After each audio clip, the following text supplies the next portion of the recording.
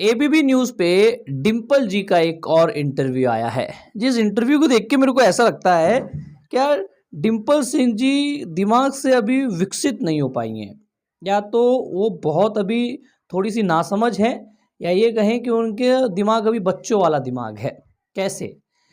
देखिए, हर किसी को पता है डिंपल सिंह इंटरव्यूज में बहुत बोलती हैं, बट स्टार की जब सामने आती हैं और स्टार जब बहुत खेसारी जी, पवन जी कुछ बोलते हैं तो डिंपल जी हंसती है और उन चीज़ों को टाल देती है।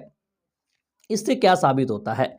इससे ये साबित होता है कि भैया इंटरव्यूज को हिट करने के लिए, अपने आप को चर्चा में लाने के लिए, उस इंटरव्यू की कंपनी को चलाने के लिए डिंपल सिंह ऐसा बोल देती हैं।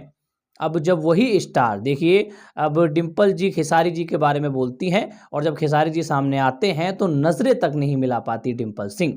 वहीं पवन सिंह की बात ले लें, अगर डिंपल सिंह पवन सिंह के लिए बोलती है और पवन सिंह सामने आ जाए तो नजरें नहीं मिला पाती हैं डिंपल सिंह जी। डिंपल सिंह से कोई शिकायत नहीं है, वो एक अच्छी कलाकार हैं, लेकिन उनका ये जो अलग अलग रंग देखने को मिल रहा है वो कहीं ना कहीं खटकता है। अगर आप किसी के बारे में इतना बुरा बोल रही हैं तो आपका कर्तव्य बनता है कि आप उसके साथ काम ना करें, आप उसके साथ स्टेज शेयर ना करें। अब देखिए, अक्षरा सिंह जी हैं, पवन सिंह की नहीं बनती तो नहीं बनती, आज तक कुछ भी नहीं किया और पवन सिंह के सामने भी बोलती है और पवन सिंह के पीठ पीछे भी बोलती है, लेकिन वो बोलती हैं। अब वो गलत बोले या सही बोले वो उनका अपना मैटर है, बट वो बोलती हैं। डिंपल सिंह जब पवन सिंह और खेसारी सामने नहीं होते तब बहुत कुछ बोलती है, बहुत ज्यादा बोलती हैं, और जब पवन सिंह और खेसारी जी एक साथ आ जाते हैं, सामने आ जाते हैं, तो ना ही नजरें मिला पाती है और ना ही कुछ बोल पाती है। अब ना जाने क्या है डिंपल सिंह के माइंड में चल रहा, क्या डिंपल सिंह की सोच है, ये हमें नहीं पता।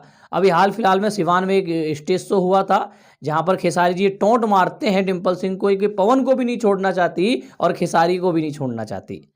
तो ऐसी डिंपल जी, अगर आप इंटरव्यू में पवन और खेसारी के लिए ऐसी बातें बोलेंगी तो स्टेज पे आपको बेइज्जत होना पड़ेगा। अगर आपको बेइज्जती से बचना है तो या तो फिर आप अपने इंटरव्यू में खेसारी या पवन जी के बारे में बोलना बंद करो, या फिर पवन जी और खेसारी जी के साथ काम करना बंद करो, वरना आपकी ऐसे ही बेइज्जती होते रहेगी और पब्लिक का क्या है, वो तो मजे लेने के लिए खड़ी रहती है।